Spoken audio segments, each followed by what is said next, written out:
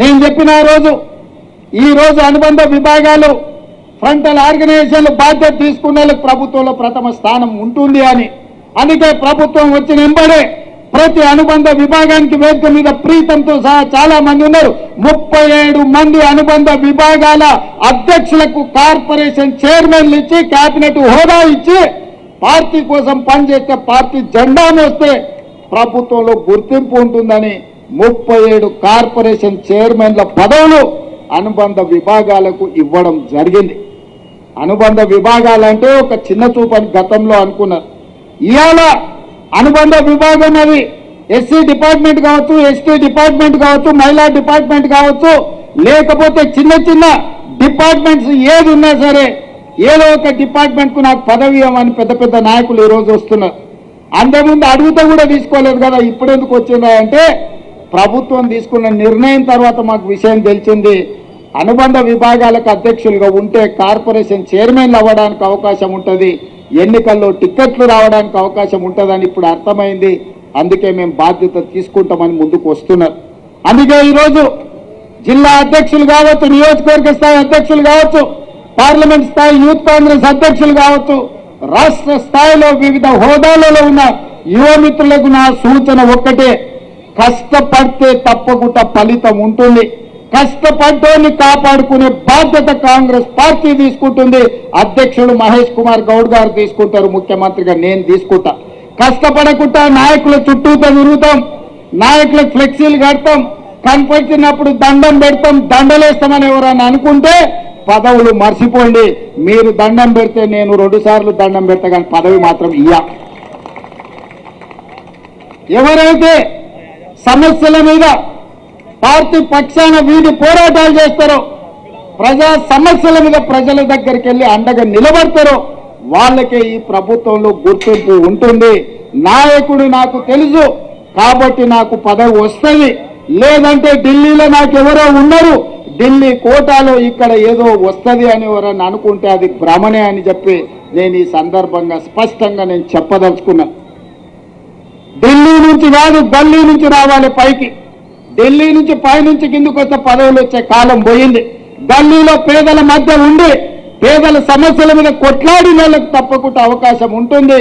ఖానాపూర్లో మనం ఒకరికి MLA ticket ఇచ్చిన వెడమ బొజ్జు అని, ఇందిరమ్మ ఇంట్లో ఉండే ఒక యువకుడికి ఈరోజు ఎమ్మెల్యే టికెట్ ఇస్తే ప్రజలు గెలిపించారు. పైసలు చూసి గెలిపించలే, ప్రజా బలాన్ని చూసి ఎమ్మెల్యే గెలిపించారు. తుంగతుర్తిలో మందుల శామెల్ కావచ్చు, లేకపోతే షాద్నగర్లో ఈర్లపల్లి శంకర్ కావచ్చు, ఇట్లా చాలా మంది ఇప్పుడున్న ఎమ్మెల్యేలు ఈ ఎన్నికల్లో కేవలం డబ్బులతోనే ఎన్నికల్లో గెలిచినామని ఎవరైనా చెప్పినా ఎవరన్నా అనుకున్నా తప్పే. డబ్బులతోనే గెలిచేటట్టు ఉంటే చంద్రశేఖరరావు 100 సీట్లు గెలిచేటోడు.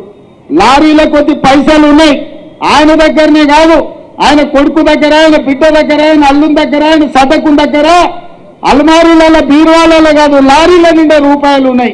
మరి వాళ్ళు సీట్లు ఎందుకు గెలవలేదు? కామారెడ్డిలో చంద్రశేఖరరావుని బడకేసి కొట్టిరు ప్రజలు. కాబట్టి ఇవాళ సొమ్ములతో ఎన్నికల్లో గెలుస్తామనే విధానాన్ని మర్చిపోండి. ప్రజలలో శ్రమ ఉంటే, ప్రజలతో ఉంటే ఎన్నికల్లో గెలిచే అవకాశం ఉంటుంది. రేపు భవిష్యత్తులో కూడా కాంగ్రెస్ పార్టీలో టికెట్లు ప్రజలలో ఉండి ప్రజా సమస్యల మీద పోరాటం చేసే వాళ్ళకే మొదటి ప్రాధాన్యత ఉంటుంది అని చెప్పి నేను ఈ సందర్భంగా చెప్పదలుచుకున్నా. నిన్నమని ఆయన అన్నాడు కేసీఆర్ గారు, నేను కొడితే గట్టి కొడతాను.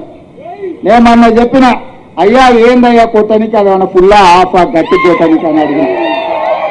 చంద్రశేఖరరావు గారు ఈ వేదిక మీద నుంచి చెప్తున్నా, నీ గట్టి కొట్టాలంటే నీ కొడుకును వంగబెట్టి కొట్టు. ఎందుకంటే ఆయన తిరుగుళ్ళు చూడు, అటు చేసే వ్యవహారాలు చూడు. నీ బిడ్డలు 2 చప్పరి, ఎందుకంటే లిక్కర్ దందాలో ఉండి ఈడ నిన్ను ఓడించిందే కదా, ఆడ కేజ్రీవాల్ కూడా మింగేసింది.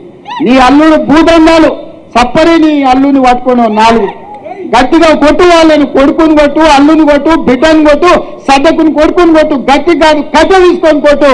వీళ్ళు చేసిన దుర్మార్గాలు తెలంగాణ సమాజం చూసింది కాబట్టే నిన్ను గట్టిగా వంగబెట్టి కొట్టింది తెలంగాణ సమాజం అని చెప్పిన చంద్రశేఖరరావుకు ఆయనకు చెప్తున్నా. ఇక ఆయన ఊరిస్తున్నాడు, ఇక నేను వస్తున్నా బయటకి అని.